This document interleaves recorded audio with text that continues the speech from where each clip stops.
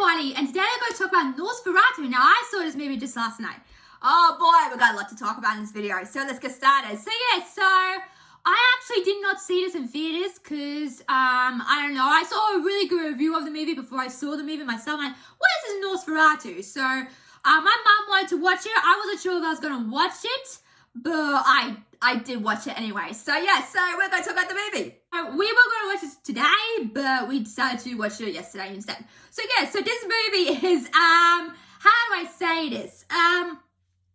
You gotta be prepared because this movie is like very dark, horror, kind of twisted a bit as well. As well as that as well. So this movie kind of reminds me of, like, if you think of like horror movies today. I would say Nosferatu is more like a thriller, but for some reason on Prime Video, because we bought the movie on Prime Video, it says horror, but I'm like, it's not horror based. You know, it's more like a thriller. Like, I don't understand that. Oh well. Anyway, so if you think about thriller movies and stuff like that, if you think of, like, at the top of my head, what I think about is like Beetlejuice, a bit of Saltburn. I have seen that movie, don't watch that movie, it's so disgusting and horrible. You can if you want to, but just be prepared for that movie as well. It's my mum saw it and she was so shocked that I saw it. It's like, oh yeah, it's a Saltburn. I'm like, what? As well. So don't watch that movie. You can if you want to, be prepared for that as well.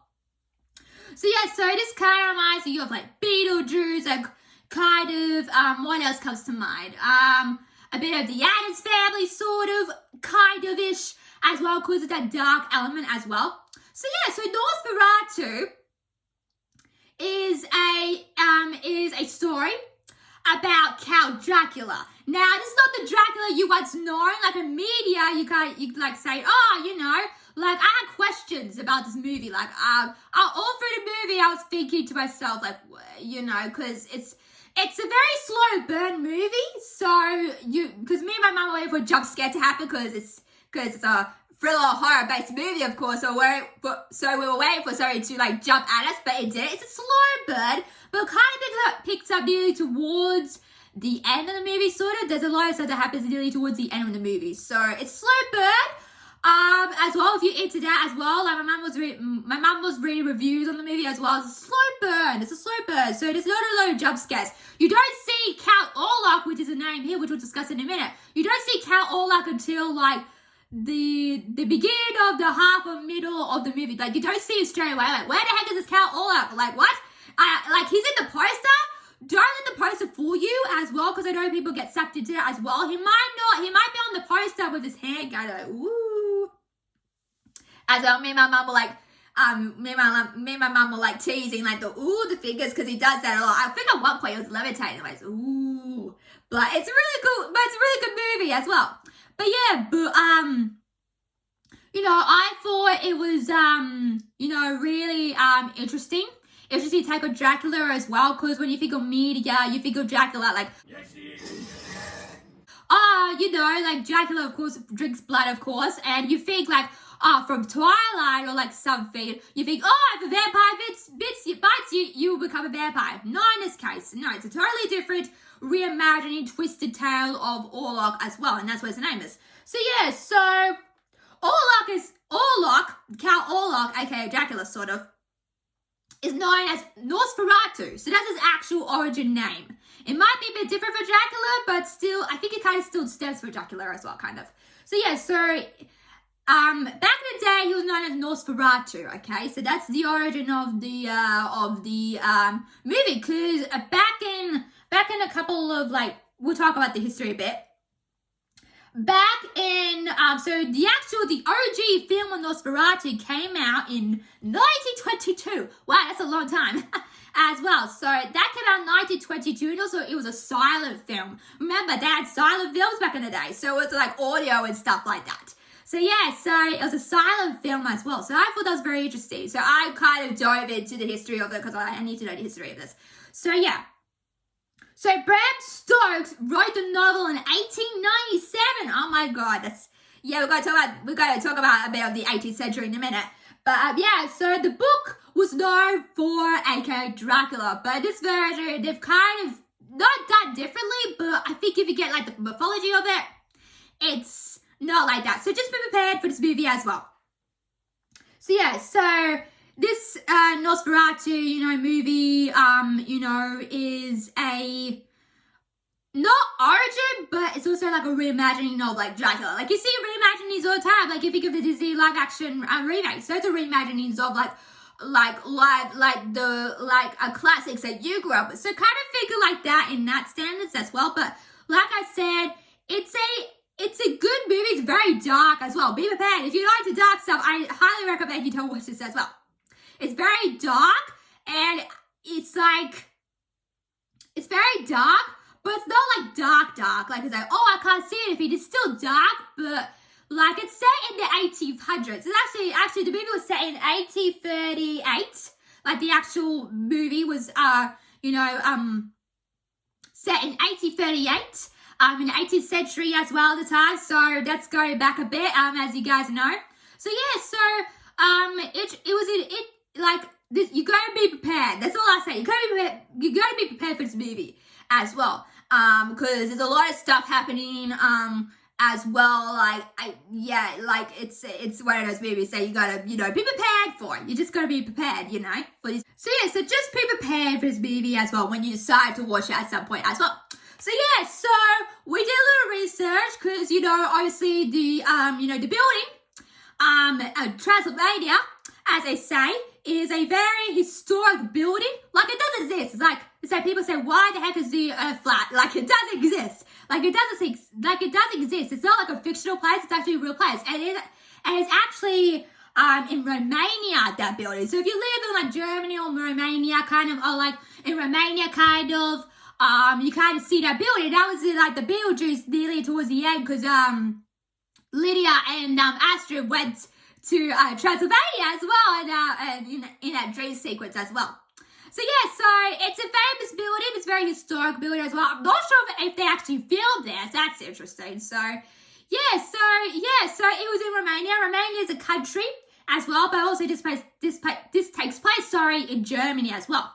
And when you think about the aesthetic of the movie, it's so good. Like some of the shots in the movie are so good. There was one where this character was in the snow. Fantastic. There's a really interesting shot. There's one of the characters, like I said before, going down the stairs, and I thought it was gonna get close in, but it was a camera angle of that shot. That was really cool. Like also like Nosferatu's head, going in the shadows as well, and that whole, village, felt like a toy, not like a toy set, but it felt like when you play with something like with toys. Like it felt like a vintage, little toy house, sort of like with the hair going over. I thought it was an interesting, cool shot as well. There's a couple of shots that are really good, and also like the instrumental, like in the beginning, that was so good. And also like you hear ringing of bells at one point, and you hear like hooves of the horses as well. And when you think about the 18th century as a whole, remember they did not have internet, so or electricity. So how did they survive at that time with no electricity and no internet? You gotta think that, because this is back in the day. They didn't have that stuff. So what did they do? So what did they do to amuse themselves? I guess they had like toys, but nothing compared to today's times, I guess they had like candles and fires, but nothing much. And also there was one point in the movie. Did I say electricity? Yeah, there's one point in the movie where this guy is strapped to a chair, and it looked like the electric chair. We don't have that here. That's an American thing. But it was they had no electricity, they had no lights, they had no internet. So you got to think about that stuff. And also, my mum was saying in the movie, during those times, they had no cars, no motorcycles, no bikes. So what they do, which I thought was very interesting for me to learn, is when they wanted to go to places, they had to travel by a horse, and they would take 6 weeks to get there. That's insane. That's like a long car drive somewhere to some unknown place. So yeah, so they didn't have the luxuries that we have now, kind of, back then, because it's back then. And I thought they handled the well-bedded and the aesthetics really well for the 18th century, really well for that. So I got to give kudos to that. It was really interesting to see that part of that time period as well. And also you get to see a lot of other media time periods as well, like the 18th century, the 14th century. We gained through a lot of like, you know, period pieces, like whether it's in the 80s or 90s, they showed that in the clothing that they wear and show that in like the technology that they have at the time or not. So I think it's really interesting. You know, that's a very interesting or clever thing I learned as well. So the one thing I will say here very quickly before we talk about the casting overall. So the bubonic plague. Now, before I give my thoughts on this, now remember this is fictional, so it's not based in real life. So here, we'll talk a bit about here. So Nosferatu has the ability and the power to manipulate someone from the mind, and that's why you see in the movie, you know, Helen, who's one of the characters, you know, get possessed by the demon or the devil, as they say it. So you know, they're a bit like, not psycho, but I was like in the movie about Helen, like, are you okay? Are you going mad? Like something, because hysteria, I think, when something would happen to a woman, they would usually lock them up as well. That's actually true. That's how it happened, you know? Oh, God, I love history. As well, for females as well. Luckily we don't have that anymore. Oh my goodness. Can you imagine? Ugh, anyway. So, the bubonic plague, aka the Black Plague, or like the Black Death, or like, I don't know what you call it. Okay, so Nosferatu, because like I said, he has the ability to, you know, manipulate people in the mind and they made them a bit crazy, as well as there's another character in the movie that goes mentally insane as well because of Nosferatu as well. And I don't think this is like logical, but anyway, this is what they've done. So Nosferatu, the plague was a big theme back in the day. I think it was like 13th century. Yeah, 13th century. It's a bit not correction in a way, because that came out in the 13th century. I thought it came out earlier than that, like the 60s, like the 16th century. So I wasn't sure, but I checked it. It's 13th century.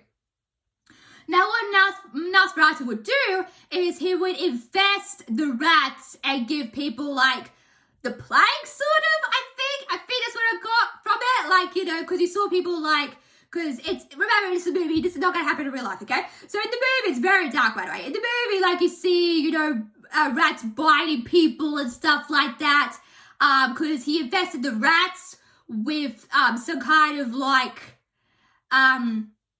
you know, because rats, you know, not today's status, but rats back in those times, you know, would be part of the Black Plague, and why that happened for so many reasons. So he would infest the rats with the town, you know, and he would like make the rats obey his command. I think that's what I got from it. I'm not quite sure, but in real life that did not happen, okay? So in real life it was just a Black Plague. You know, I didn't really go into it, like I didn't know. I know when it like, it's interesting history. Like this movie is gonna make you think about history in general. So even though that happened in the 13th century, it doesn't comply, that did not happen. This is just a movie, okay? So the real plague was in the 13th century and started in 1346 to 1353. So they're a bit, you know, not correctional in that, because that came out in the 13th century, not the 18th century, as well, because a lot of things happened in the 18th century, didn't they? Was Van Gogh still doing art in the 18th century? Because I saw like a museum a while ago with my mom. I think he was. And, you know, you would see like if you go to the museum of Van Gogh, because we went to an exhibit, of course, and you would see like all his art, and there's a famous art that I saw, and he had his ear cut off at some point, so that kind of thing, so that's also interesting as well. But, you know, but I thought it was like, you know, interesting that they twisted that kind of, but it's not actually, you know, real. That's not how it happened. I don't know how rats infested, you know, people from the Black Plague. I did research into it, because you probably go down a rabbit hole and, get some conspiracies about it. I didn't go that far, but but I think that's just back then, like a lot of things like, yeah, it's interesting. A lot of things, a lot of people died from like diseases during that time. Hey, that's what I'm getting. But yeah. So let's talk about the casting. So Nicholas Hoult as Thomas Hutter, he did a really good job. He's also in the upcoming Superman as Lex Luthor as well. So we'll see how that goes for him. He's a really good actor. I really loved his performance overall in this movie. He's the one that goes to the Transylvania. He kind of like signs a deal, but he's a bit possessed by Nosferatu, because in this movie people are, going mad and crazy and being possessed by this vampire kind of person as well. AKA Nosferatu, Count Orlok as well, so that kind of thing. So so I thought he did a really good job, sorry. He's also in The Great with Elle Fanning. They portray like very historic characters. I can't remember who he plays, but he plays like the king, and obviously he did a really good job as well. Too bad it's not coming back. I really loved it. I think it finished after season 2, because if you haven't seen it, his character, dies as well. He was really abusive to his wife, real history. He was really abusive to his wife and everything. That's the 18th century for you guys, or even more so than that as well, royalty as well. Females were not depicted well in those years. As well, you kind of see that, yes, we're being finally accepted. And when you look back, I'm like, why are females treated so bad in that time period? Like, what? As well, so that was very interesting. So, yeah, I thought he did a really good job. I loved his performance overall. Lily Rose Depp, Ellen, sorry. She, I didn't really like her performance. She's the daughter of Johnny Depp, as well, if you guys are wondering why her last name is Lily Rose Depp. She was okay. But for most of the film, she either went mentally mad or got possessed as well. So I didn't really know her character a lot from that, because she obviously summoned the Nosferatu, which was a lot younger, and she said to Thomas, the spirit has been haunting her ever since. So she was interesting. She wasn't my favorite per se, but I think she handled, being possessed and not doing a lot in the movie kind of helped her in her favor. So she was fine. Not great, she was fine. Emma Corrin as Anna Harding, who was just in Deadpool Wolverine, by the way. Oh my god, I love to see these actors getting more work. Fantastic for them. Yeah, she was also very good. I couldn't even recognize her because of the hair. I'm like, is that Emma Corrin? I'm like, oh yeah, it is. So she did also a very good job as well, and she does like this really cool scream. I won't spoil for you what happens, but she does this really cool scream as well. Oh, it's fantastic as well. Aaron Taylor Johnson is Frederick Harding, so they obviously, wife and husband obviously got kids. I would not recommend for kids to watch this movie, because there's one scene in the movie when Nosferatu kills Anna's children. And there might be, I wouldn't say to spoil it, but it's in the movie. So parents, don't advise your kids to watch this movie. Nope. Maybe you could watch it when they go to bed or something. There's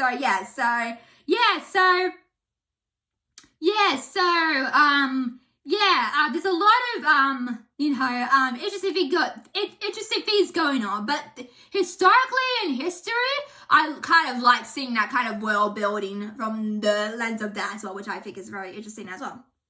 So Willem Dafoe, he was also in Beetlejuice and also in Aquaman as well. I loved his performance in Beetlejuice. I was like, yes, Willem Dafoe, he played like a actor. He was an actor sort of thing. He knocked it out of the park. Oh my god, so good. He does a really good job here as like I don't know what, they didn't specify what he was, but it was kind of like a specialist sort of thing to help Ellen, come, because the second half of the movie is all about them trying to figure out how to destroy Nosferatu, Count Orlok, how they do that, and they obviously, Alan as bait for that to happen. So, he was a big part of the second half of the movie as well.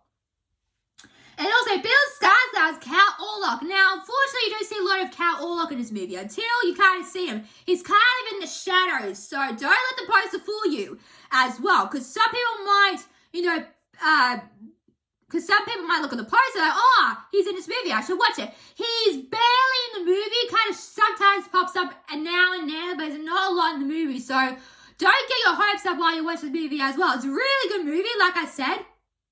Very dark.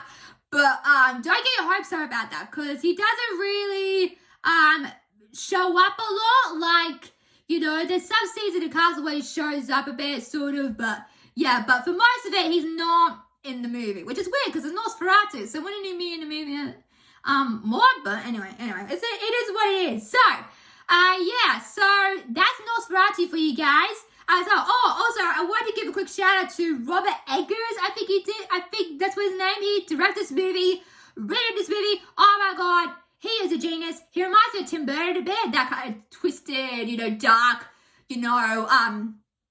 darkness. Because Tim Burton also has that. Because if you've seen like not Wednesday, but if you've seen like The Night Before Christmas and some other movies he did, so you kind of see like the twisted reimagining. Like, you kind of see the twisted, dark arts coming in. And I think it's fantastic. He's also doing he's also doing two things, I've heard. So he's doing an upcoming werewolf movie. That's going to be set in the 16th century. So that'd be interesting because Nosferatu did really well. So if this did really well, then that werewolf movie is going to do really good as well. No updates on it so far, but it's kind of coming together sort of. So that's great. He's also doing like, I think he's retelling all of like the Universal monsters. Like, I think he's already kind of done Dracula, Frankenstein, he's doing a werewolf, the mummy. Is a mummy a monster? Yeah, mummy, the creature from the lagoon. So he's doing kind of that. At some point, maybe. He's doing the werewolf then, I think. I'm not sure what he's going to do next, but we'll see. He's also doing another movie with Jim Henson, with the Jim Henson's kids, Lisa Henson and Brian Henson as well, who own the Jim Henson company from their father as well. He's doing another Labyrinth sequel, so I think it's very interesting as well. He'll be great for that, because, Muppets, if you think of like Dark Crystal, that's what I was thinking of, Dark Crystal, because the Muppets, some of the Muppet movies are a bit like dark also. Like, there's a series on Netflix of the Dark Crystals, a prequel sort of. I know a lot of people didn't like that, but I watched it. It's pretty dark as well. So he's a great fit with that. He's also a great fit with that movie as well, because he's doing another Labyrinth. I haven't seen Labyrinth, but is it on Disney Plus? I don't know. Yeah, so that's also very interesting. It's a good for him. So he's going to be working with the Jim Henson kids on that. So I think it's going to be very interesting, to retell the sequel. Not retell the sequel, but I don't know what the story or is it a prequel? Is it like a continuation? I don't know. But kudos for him. He's becoming the new Tim Burton. And I kind of see that I see it in the movie itself. Like, he's very dedicated to his work. And it's so nice to see that people who are directors and who he also written the story as well. Kudos for him. So it's interesting to see like a very creative director like Tim Burton and also like other directors, get their hands a bit dirty and also like, do a period piece or like do something really twisted. This is a very twisted movie, a very dark movie. So it's kind of like up my alley because I'm like, yes, give it to me as well. So I think it's fantastic. So keep an eye out for him in the near future because you do some other projects as well. So those are my thoughts on Nosferatu. What do you think? Just be prepared for this movie if you go watch it on Prime Video, as well as very dark, very horror aspects. As well, just be careful. I would not advise for little kids to see this. It's not a kids movie. So parents, just be warned about that. Alright, that's all I got time for, guys. Make sure to like, share, subscribe to the next video, guys.